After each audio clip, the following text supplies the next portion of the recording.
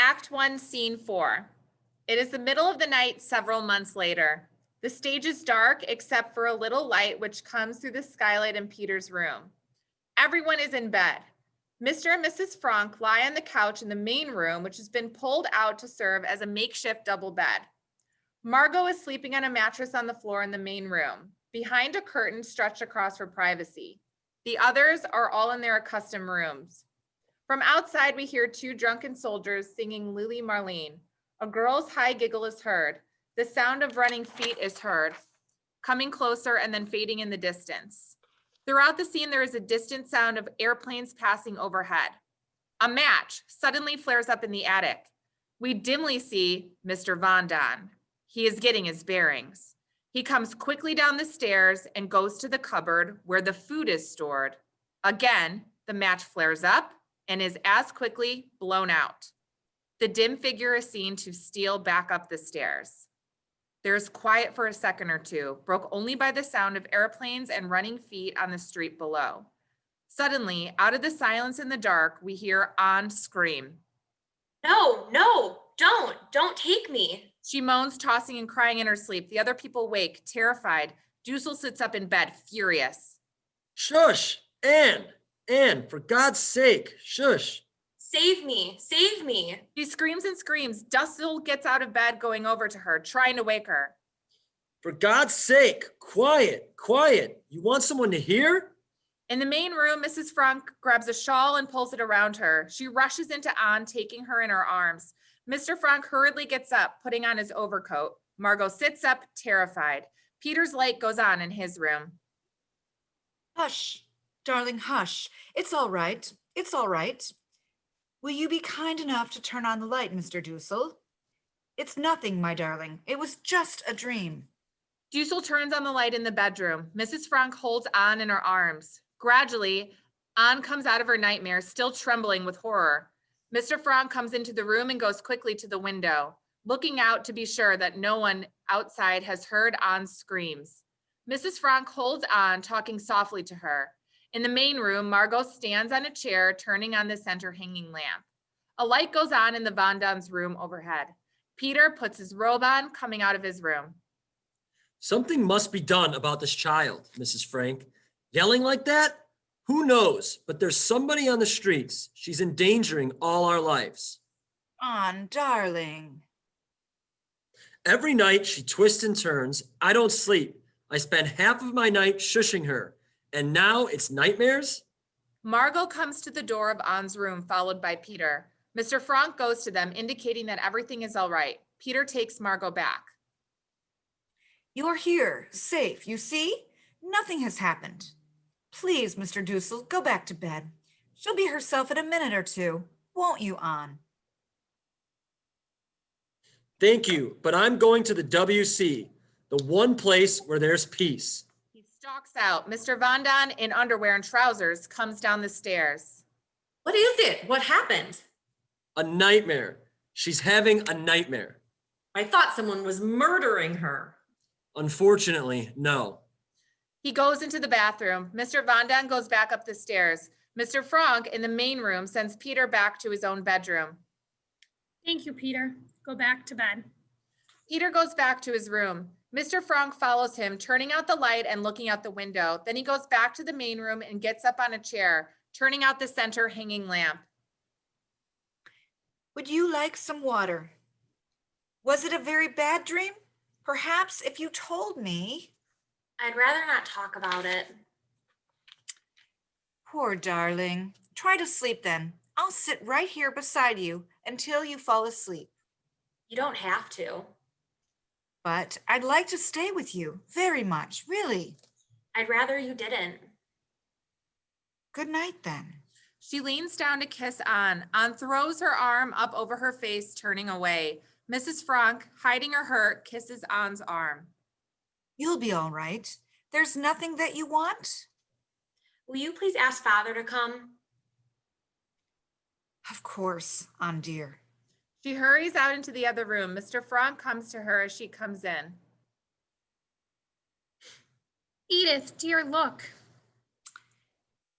It's all right. I thank dear God, that at least she turns to you when she needs comfort. Go in, Otto. She is hysterical because of fear. He looks at her for a second and then goes to get a cup of water for Anne. Mrs. Franck sits down on the bed, her face in her hands, trying to keep from sobbing aloud. Margot comes over to her, putting her arms around her. She wants nothing of me. She pulled away when I leaned down to kiss her. It's a phase. You heard father. Most girls go through it. They turn to their fathers at this age. They give all their love to their fathers. You weren't like this. You didn't shut me out. She'll get over it. She smooths the bed for Mrs. Franck and sits beside her a moment as Mrs. Franck lies down. In Anne's room, Mr. Franck comes in, sitting down by Anne. Anne flings her arms around him, clinging to him. In the distance, we hear the sound of ack ack. Oh, Pim, I dreamed that they came to get us. The Green Police. They broke down the door and grabbed me and started to drag me out the way they did to Yopi. I want you to take this pill, What is it? something to quiet you. She takes it and drinks the water. In the main room, Margot turns out the light and goes back to her bed. You want me to read to you for a while? No, just sit with me for a minute. Was I awful? Did I yell terribly loud? Do you think anyone outside could have heard? No. Lie quietly now. Try to sleep. I'm a terrible coward. I'm so disappointed in myself. I think I've conquered my fear. I think I'm really grown up, and then something happens, and I run to you like a baby. I love you, Father. I don't love anyone but you. Annalie, It's true. I've been thinking about it for a long time. You're the only one I love. it's fine to hear you tell me that you love me, but I'd be happier if you said you loved your mother as well. She needs your help so much. Your love. We have nothing in common. She doesn't understand me. Whenever I try to explain my views on life to her, she asks me if I'm constipated. You hurt her very much just now. She's crying. She's in there crying. I can't help it. I only told the truth. I didn't want her here. Oh, Pim, I was horrible, wasn't I? And the worst of it is, I can stand off and look at myself doing it and know it's cruel, and yet I can't stop doing it. What's the matter with me? Tell me. Don't just say it's a phase. Help me. There is so little that we parents can do to help our children. We can only try to set a good example, point the way. The rest you must do yourself. You must build your own character. I'm trying. Really, I am. Every night I think back over all the things I did that day that were wrong, like putting the wet mop in Mr. Dussel's bed, and this thing now with Mother. I say to myself, that was wrong. I make up my mind I'm never going to do it again. Never. Of course, I may do something worse, but at least I'll never do that again. I have a nicer side, Father. A sweeter, nicer side, but I'm scared to show it. I'm afraid that people are going to laugh at me if I'm serious. So the mean Anne comes to the outside and the good Anne stays on the inside. And I keep on trying to switch them around and have the good Anne on the outside and the bad Anne inside, but be what I'd like to be and might be, if only, if only. She is asleep. Mr. Franck watches her for a moment and then turns up the light and starts out. The lights dim out. The curtain falls on the scene. Anne's voice is heard dimly at first and then with growing strength.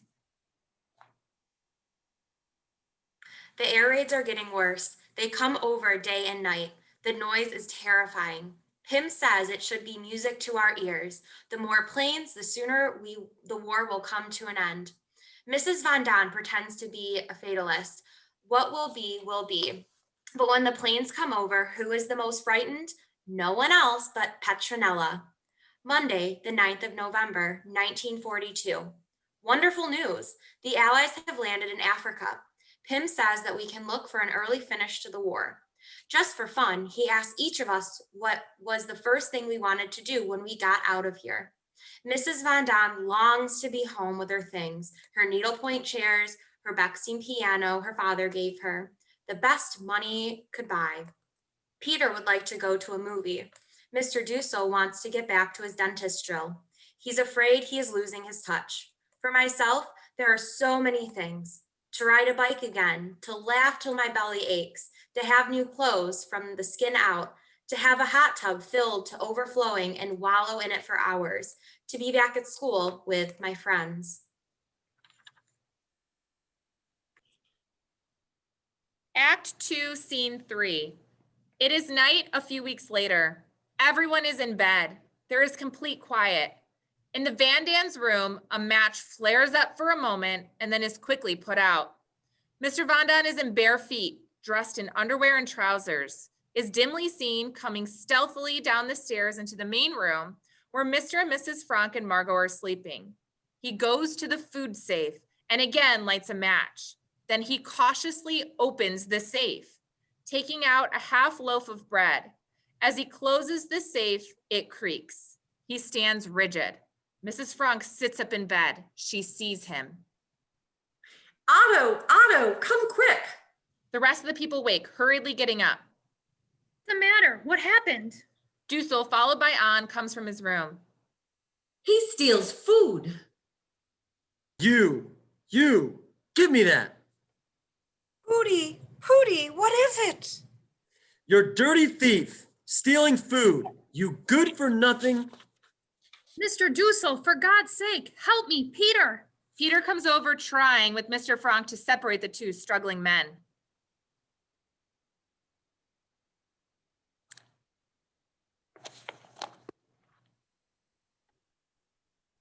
Act 2, Scene 3. It is night a few weeks later. Everyone is in bed. There is complete quiet. In the Van Dan's room, a match flares up for a moment and then is quickly put out. Mr. Van Dan, in bare feet, dressed in underwear and trousers, is dimly seen coming stealthily down the stairs and into the main room where Mr. and Mrs. Frank and Margot are sleeping. He goes to the food safe and again lights a match. Then he cautiously opens the safe, taking out a half loaf of bread. As he closes the safe, it creaks. He stands rigid. Mrs. Frank sits up in bed. She sees him. Otto, come quick. The rest of the people wake, hurriedly getting up. What's the matter? What happened? Dussel, followed by An, comes from his room. He steals food. You, give me that. Pooty, what is it? You dirty thief, stealing food. You good for nothing. Mr. Dussel, for God's sake, help me, Peter. Peter comes over, trying with Mr. Frank to separate the two struggling men. Let him go. Dussel drops Mr. Van Dan, pushing him away. He shows them the loaf of bread that he has taken from Mr. Van Dan. You greedy, selfish. Pooty, what is it?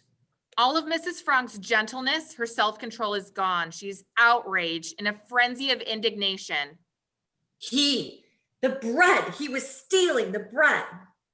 It was you, and all the time we thought it was the rats. Mr. Van Dan, how could you? I'm hungry. We're all of us hungry. I see the children getting thinner and thinner. Your own son, Peter. I've heard him moan in his sleep, he's so hungry. And you come in the night and steal food that should go to them, to the children. He needs more food than the rest of us. He's used to more. He's a big man. And you're worse than he is. You're a mother, and yet you sacrifice your child to this man, this. Edith. Margot picks up the pink woolen stole, putting it over her mother's shoulders. Don't think I haven't seen you, always saving the choicest bits for him. I've watched you day after day, and I've held my tongue, but not any longer, not after this. Now I want him to go. I want him out of here. Edith. Get out of here. What do you mean? Just that. Take your things and get out. You're speaking in anger. You cannot mean what you are saying. I mean exactly that.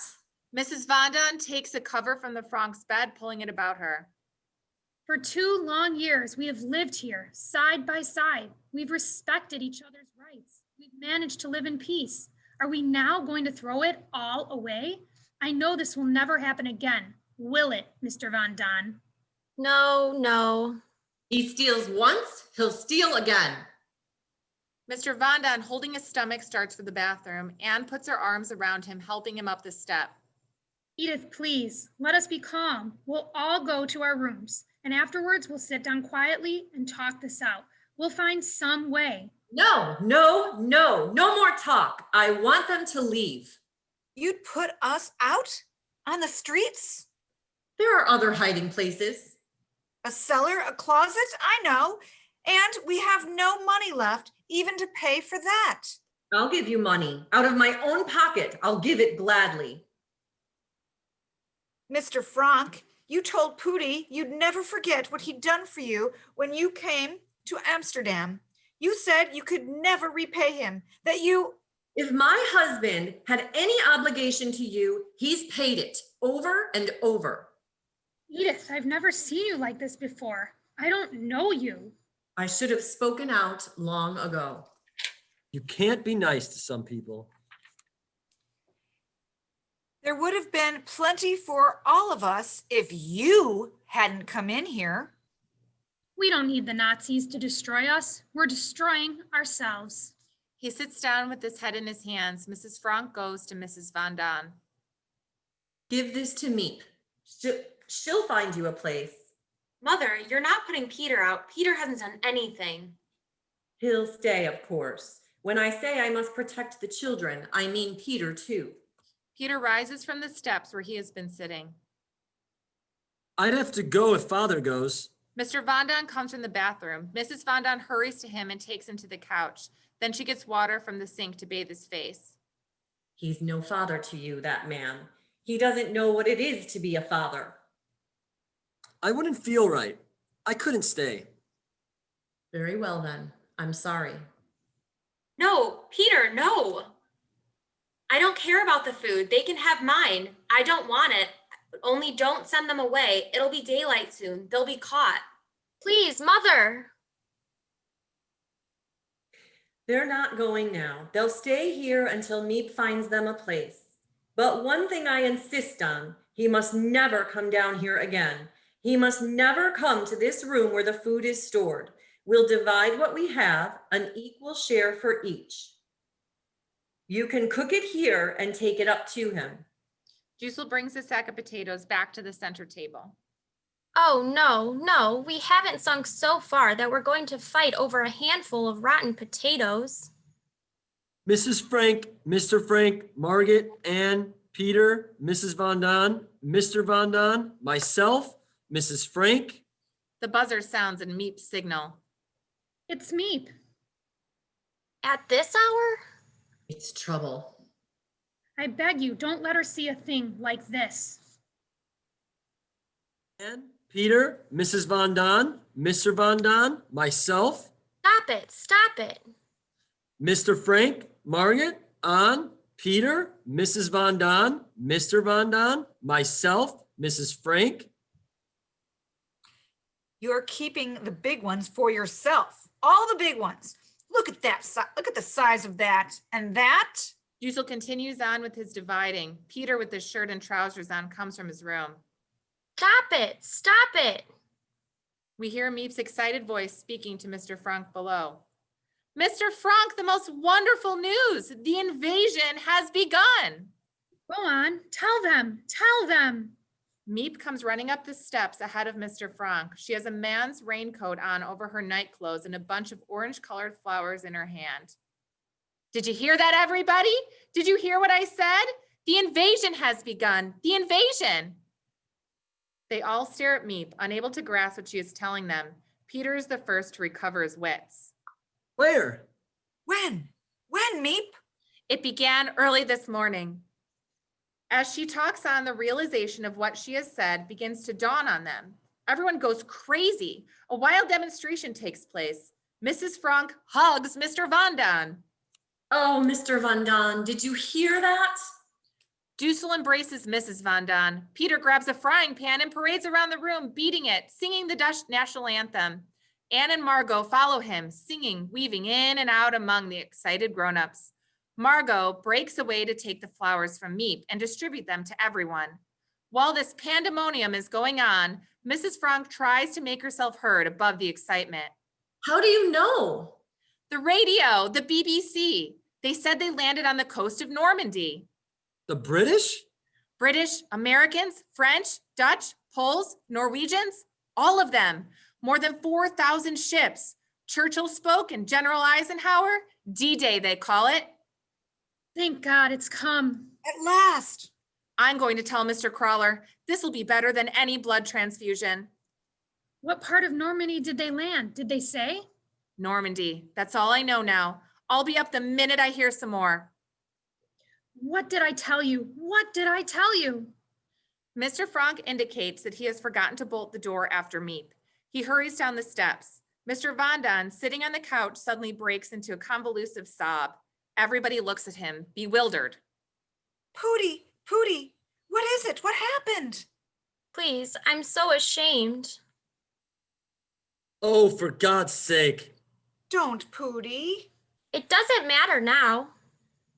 Didn't you hear what Miep said? The invasion has come. We're going to be liberated. This is a time to celebrate. To steal bread from children? We've all done things that we're ashamed of. Look at me, the way I've treated Mother, so mean and horrid to her. No, Annika, no. Oh, Mother, I was awful. Not like me. No one is as bad as me. Stop it now. Let's be happy. Here, Schnapps, Laheim. Mr. Vandaan takes the cognac. They all watch him. He gives them a feeble smile. Anne puts up her fingers in a V for victory sign. As Vandaan gives an answering V sign, they are startled to hear a loud sob from behind them. It is Mrs. Franck, stricken with remorse. She is sitting on the other side of the room. Oh, when I think of all the terrible things I said. Mr. Franck, Anne, and Margot hurry to her, trying to comfort her. Mr. Vandaan brings her a glass of cognac. No, you were right. That I should speak that way to you, our friends, our guests. Stop it. You're spoiling the whole invasion. As they are comforting her, the lights dim out, the curtains fall. Anne's voice faintly at first, and then with growing strength. We're all in much better spirits these days. There's still excellent news of the invasion. The best part about it is that I have a feeling that friends are coming. Who knows, maybe I'll be back in school by fall. Ha ha, the joke's on us. The warehouse man doesn't know a thing and we are paying him all that money. Wednesday, the 2nd of July, 1942. The invasion seems temporarily to be bogged down. Mr. Crowler has an operation, which looks bad. The Gestapo have found the radio that was stolen. Mr. Dussel says they'll trace it back to the thief. And then it's just a matter of time till they get to us. Everyone is low. Even poor Pim can't raise their spirits. I have often been downcast myself, but never in despair.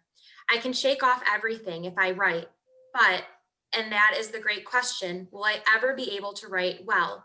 I want to so much. I want to go on living even after my death. Another birthday has gone by, so now I am 15. Already I know what I want. I have a goal, an opinion.